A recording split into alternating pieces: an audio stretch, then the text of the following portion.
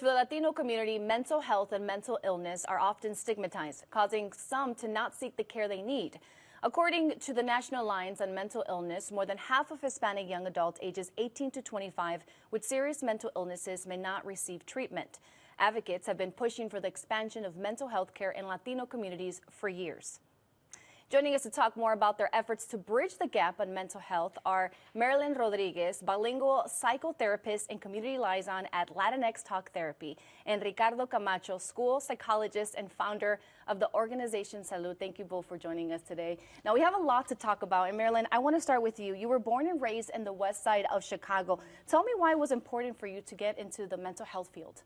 Yeah, growing up, I mean, similar to most of us, right? As first generation, there was a lack of resources, lack of support, and so I needed guidance. And oftentimes I didn't find people that looked like me or understood my background. And so being able to guide youth in this field, given my own experiences, you know, is super empowering. Wow. And Ricardo, I want to ask you the similar question. You're currently a school psychologist. At what point in your career did you know that you wanted to work with youth? I think as soon as I, from my experiences, going over, 10 schools before high school and just acknowledging the importance of services within schools and just acknowledging that we don't really know that psychologists exist in schools, right? And just wanting to be part of that, efforts to really support youth, youth who are like myself, first generation, bilingual, and just exploring the worlds around them. And I think it was so beautiful that I had an opportunity to even pursue the field. Yeah. And you've been a psychologist, you've mentioned, for 2 years at a high school. Have you seen the need increase for emotional support among young adults, and how do you guide them? We see the need increasing every single year. And I think from counseling, from being there for them, provided events, letting them know that what they're experiencing is very natural to the world around them, right? So that validation and letting them know that we understand what they're going through. So if it's meeting with them, taking the time to be there with them, I'm helpful in that way for them. And I think we can also say that social media plays a part, correct, Marilyn? Yes, what absolutely. Do you see? Yeah, no, social media, I mean, nowadays, right, youth spend so much time on social media, and it's important to be aware, the messages that they're receiving on there. And I want to talk about the stigma surrounding mental health, the phrases that we all probably grew up with, no estoy loco, I'm not crazy, or en qué dirán, what would they say? How do these phrases maybe stop people from seeking the help that they need? It's important because it's almost like, you have to be silent about what you're going through, experiences that everyone is, is facing, from stress to uncertainty and, pain. And I think this needs to be normalized because it's needed. Everyone's going through something and we need to get the message out there. And Marilyn, at Latinx Therapy, are you noticing that not only young adults are seeking therapy, but also people who are over 40? Yeah, absolutely. And so a part of what our role in destigmatizing mental health is educating the community, right? Going out in the communities, having the conversations, and really dispelling, right, the myths around, therapy being for locos, and helping the community just be more aware of the signs, symptoms of how to address mental health issues. And Ricardo, I want to go to you. You founded Salud over the summer, which works to normalize mental health conversations. And you recently hosted a mental health conversation in Pilsen. Now, tell me about that. What was the feedback like? Everyone was so grateful for the experience, and I was happy for that sole reason. We provided opportunity for people who wanted to come by and just, have a situation where they could come and talk about what they're going through. And just seeing everyone being grateful let me know that this is needed. It doesn't have to happen once a month. It can happen as long as we want to. And I'm hoping Salud can be part of that opportunity to make that possible. And what did you learn from that conversation? That everyone has something going on, and I think sometimes we wait until it's too late, and we can start having these conversations before, it might be too late.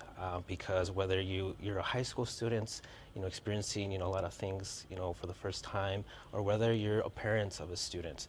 And I think as a school psychologist, I've been so grateful to have these conversations with families, and we saw it that, we don't have to wait until the worst of the worst. We can have these conversations now and today. Did you see people of all ages?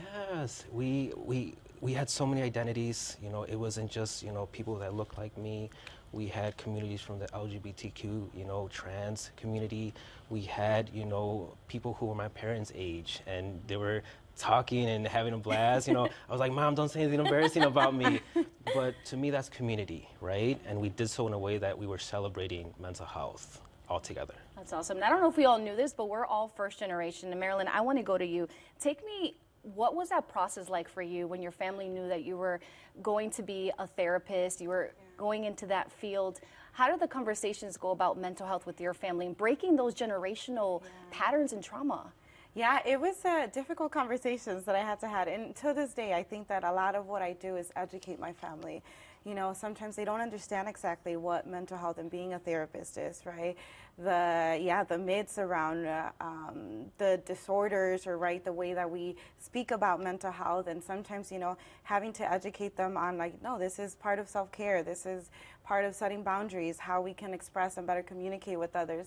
I think that a lot of the time I found myself, again, having to educate them on what mental health is, because they never had, you know, spaces where they could learn or understand their own mental health. And Ricardo, do you feel like your family understands and is more open to having these conversations, also as male? Because as we know in our culture, machismo is a real thing. Yeah. Going from my father to my mother, I think just being a professional, they're able to have that awareness.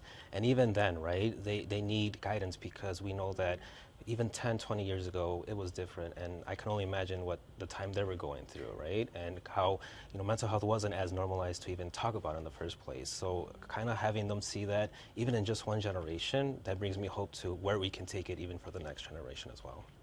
And Marilyn, we only have a couple questions left, but is therapy considered a luxury? You know what? We are trying to bridge the gap to access, right, to mental health services. And so there are, you know, certain ways in which some people that are insured, that do have maybe, you know, the financial means to access them. But part of what we're doing, right, and coming into the community is being able to bridge those gaps by providing, you know, events in the community that don't necessarily require you to be insured, that are affordable. At Latinx Talk Therapy, we do have an program that allows us to provide pro bono and free services to people that are uninsured. And so we're trying to bridge those gaps. Anything else you would like to say? We only have a couple seconds left. I think what's important with mental health is that we don't have to wait until we experience symptoms of depression or anxiety. I think everyone has stressors, everyone has difficulties, uncertainty, and it's important to know that, you know, mental health can just be talking with your family, it can be talking to a best friend, and just acknowledging that, you know, everything that you need to help you today, that is mental health, and that's how we're going to normalize it. Well, thank you both for joining us tonight. Now, thanks to Ricardo Camacho and Marilyn